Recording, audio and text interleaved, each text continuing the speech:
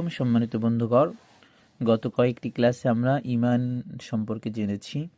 কালিমা তয়্যিবা শাহাদা, ঈমানি মুজমাল মুফাসসাল শেষ করেছি। আর কোনো কালিমা আমাদেরকে পড়তে হবে না। চলুন আমরা সামনের দিকে অগ্রসর হব ইনশাআল্লাহ তাআলা। সম্মানিত বন্ধুগণ, এখন আমরা ইস্তিনজার আদব সম্পর্কে পড়ব। আমি আপনাদেরকে ক্লাসে পড়িয়ে দেবো ইনশাআল্লাহ। খেয়াল করবেন এবং মনোযোগ সহকারে পড়বেন। তারপরে আস্তে আস্তে উজুর ফরজ থেকে শুরু করে আমরা বিভিন্ন মাসাইল সম্পর্কে জ্ঞান অর্জন করতে পারবো। ইস্তেনজার আদব। ইস্তেনজার আদব মানে কি?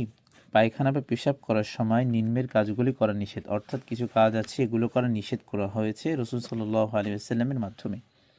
প্রথমত কিবলামুখী বা কিবলা পিছন দিয়ে বসা, অর্থাৎ কিবলামুখী হয়ে বসা যাবে না বা কিবলার দিকে পেছন দিয়ে বসা যাবে না।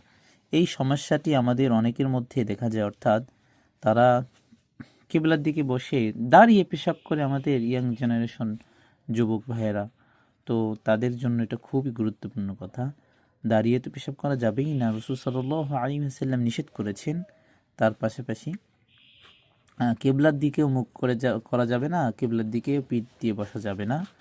এটা যদি এমন কোনো ঝামেলায় পড়েন যে এমন জায়গা আছেন যে আপনার প্রবল বেগ চেপেছে, তো আপনি এমন জায়গায় আছেন যেখানে আপনার অন্য কোনো জায়গায় ফেরার কোনো সম্ভাবনা নেই, তখন ভিন্ন কথা, কিন্তু ইচ্ছাকৃতভাবে এটা করা যাবে না। ঠিক আছে, প্রথমটা বুঝতে পেরেছি। দ্বিতীয়টা যদি আসি, রাস্তার উপর কিংবা কিনারায় পেশাব পায়খানা করা। ইসলাম সূক্ষ্ম বিষয়েও আমাদেরকে ধারণা দিয়েছে, পরিবেশ যেন সুন্দর থাকে সেই দিকটাও খেয়াল রেখেছে। রাস্তার উপরে যেখান থেকে মানুষ চলাচল করে সেই উপরে পেশাব করা যায়? মানুষের পেশাব একটা দুর্গন্ধ আছে, সুতরাং রাস্তার উপর কিংবা কিনারায়।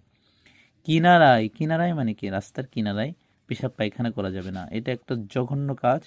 অনেক সময় পেশাব করতে এসে মানুষ পায়খানা করে যায়, নাউজুবিল্লাহ, আস্তাগফিরুল্লাহ। আর রাস্তার ধারে, বন জঙ্গলে, এই সমস্ত জায়গায় এই নোংরা কাজ করা হয়। এগুলো থেকে যেমন পরিবেশের ভারসাম্য নষ্ট হয়, ঠিক তেমনিভাবে আমাদের সমাজের মধ্যে একটা বিশৃঙ্খলা দেখা দেয়। মানুষ এটা পছন্দ করে না এই সমস্ত কাজ। ঠিক আছে, তারপরে কি? কোনো গর্তের ভিতর পেশাব পায়খানা করা বা চন্দ্র সূর্য বরাবর বসা। দেখুন, ইসলাম সূক্ষ্ম বিষয়ে কথা বলেছিলাম না? কোনো গর্তের ভিতর পেশাব পায়খানা করা বা চন্দ্র সূর্য বরাবর বসা। এখন প্রশ্ন করবেন, গর্তের ভিতর পেশাব করলে কি হবে?